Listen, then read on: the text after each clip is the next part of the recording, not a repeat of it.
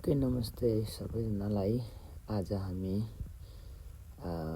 गोक्यो ट्रेकको चाहिँ सुरु गरिसकेका छौँ।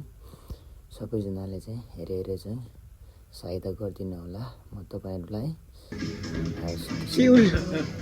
हरूले भ्रमण गर्ने सम्पूर्ण ठाउँहरू र हामीहरूले देखिने सम्पूर्ण हिमालहरूको फोटो भिडियो तपाईँहरूमाझ चाहिँ देखाउने कोसिस गर्ने। हाम्रो गोक्यो ट्रेक चाहिँ 11 दिनको चाहिँ बनाएको छन् र 11 दिनभित्र Kathmandu to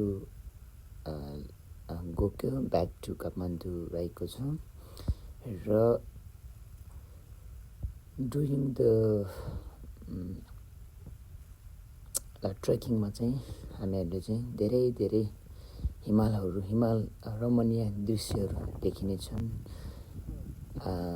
याकहरू, wild एनिमलहरू, wild बर्ड्सहरू, wild फ्लावरहरू र हिमाल चाहिँ 8000भन्दा माथिका हिमालहरू चाहिँ हामीले धेरै चाहिँ देखिनेछौँ। सो एभरेस्टहरू देखिनेछन्, चोयोहरू देखिनेछन्, नोप्चे, आमादाब्ला सबै हिमालहरू देखिनेछन् होइन। अनि प्लस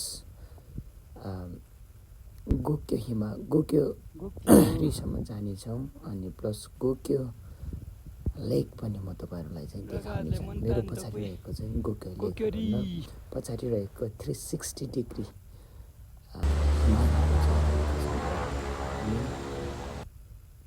स्टार्ट गर्नेछु। धन्यवाद।